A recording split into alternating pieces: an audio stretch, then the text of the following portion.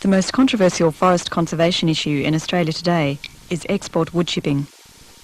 Near Manjimup in Western Australia is this wood chip mill, producing over 500,000 tonnes of chips for export to paper mills in Taiwan and Japan. The industry obtains its main resource of large karri and red gum logs from publicly owned state forests. Ever since 1976, when wood chipping started in Western Australia, there has been huge environmental opposition to this industry because of the impacts its operations cause to the native forest environment.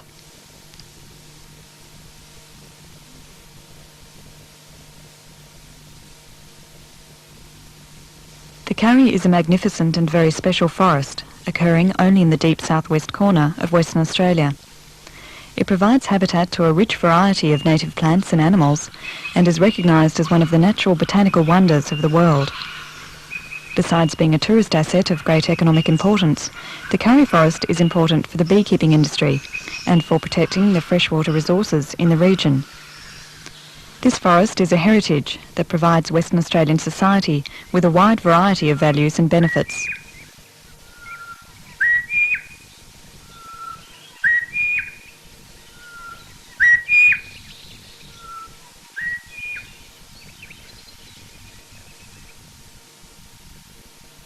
The export woodchip industry is dependent on large-scale clear felling of the karri forest. Around 2,000 hectares of mature karri forest are clear felled each year to supply saw and chip logs, with severe impacts on the environment. These clear felling operations are causing the loss of unique and ancient forest and its replacement by even-aged karri plantations. The clear felling operations have resulted in serious land use conflict in WA's southern forests.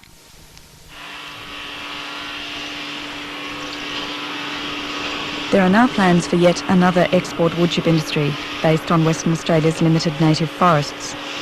This company, McLean Sawmills of Denmark, proposes to establish a 200,000 tonnes per annum woodchip industry based on forests left on private land in the South Coast region.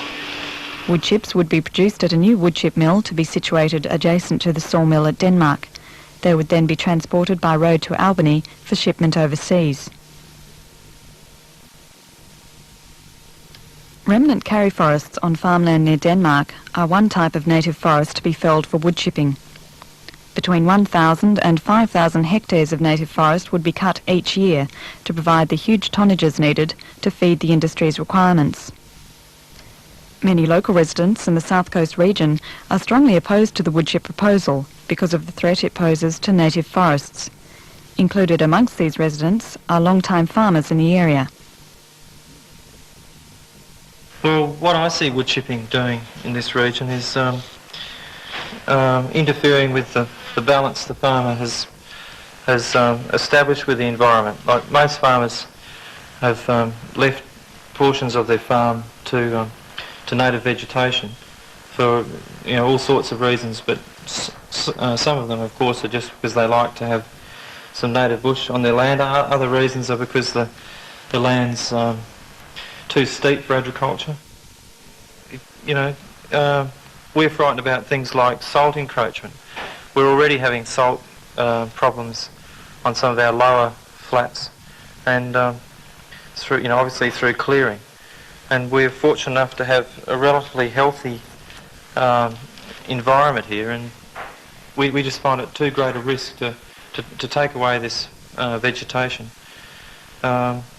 For the sake of some short-term money, when it could end up giving us huge environmental problems like salt and general land degradation. McLean Sawmills claims that farmers will grow commercial tree plantations to provide the future woodchip resource. Tasmanian bluegums, shown here growing in a shelter belt on a farm near Walpole, is the main species being considered for farmers who may decide to establish plantations. Tree plantations would be harvested when they are about 10 or 15 years old.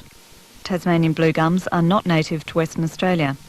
Plantations of this and other exotic species are very poor substitutes for the stable and diverse native forests they would replace.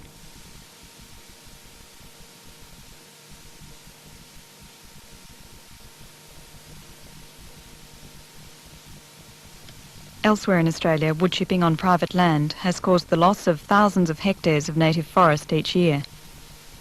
In the main, farmers have not replanted with trees, but instead used the money from wood chipping to clear the land. Scenes like this of a farmer near Denmark bulldozing forest for agriculture would become much more common in the Albany region. Another important environmental concern is that the greatly increased rate of clearing of forests would threaten water resources in the region. Denmark's water supply dam already has unacceptably high levels of salt because of overclearing in the river catchment. Many local farmers and residents are thus very mindful of the need to protect native forests in order to maintain freshwater resources.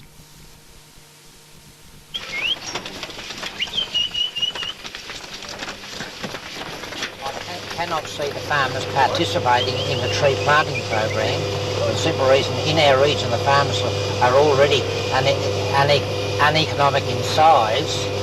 Therefore I can't see farmers handing over any of their soil, and particularly the better quality soil, for the production of trees for wood chipping. And our salinity levels of our rivers are going to be, and streams are going to be shocking.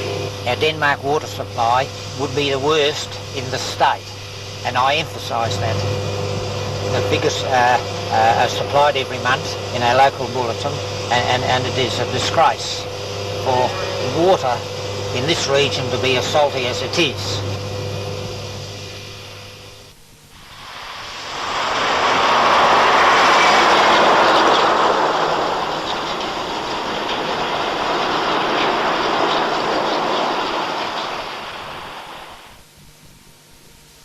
According to local residents, the woodchip industry would also have a serious impact on public roads.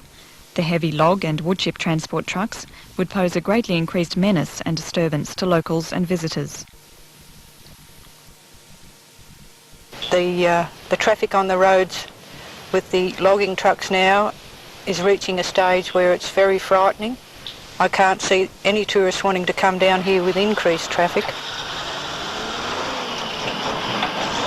The people who come here, like myself, retired people, come here because it's a nice, quiet area to live in.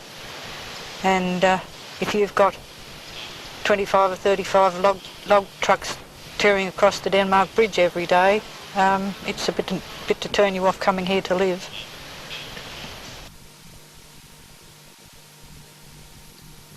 Denmark is famous for its beautiful tourist spots. The riverfront and surrounding forests are a key attraction for thousands of holidaymakers and tourists each year.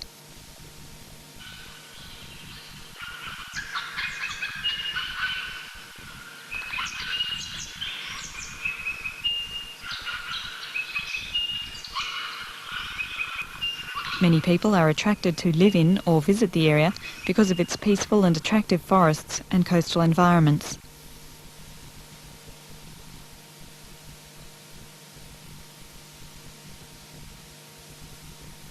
Local people involved with tourism for their livelihood are opposed to wood chipping because it would irreparably damage the natural environment on which this industry depends. There's so many problems associated with wood chipping that it's really too horrible to contemplate. There's almost no forests left. It's misleading. As you drive through this country, you get the impression that there's lots of forest because of the hills and the tall timber. When you see it from the air or you see aerial photographs, you realize there's very, very little left. And to try and produce 200,000 tons of wood chipping, which is what the proponents are coming up with, there'll be nothing left. In tourism alone, there's so much potential. Our shop is only one of 4 new shops that have opened in Denmark in the last year, all of which are doing fairly well. We have up to 25 cars a day calling into this shop. Almost without exception, they come here to see the karri and the tingle forests, which are unique in this area. This potential has just it's barely been tapped, the tourist potential here. And to risk our environment anyway is really economic as well as environmental suicide.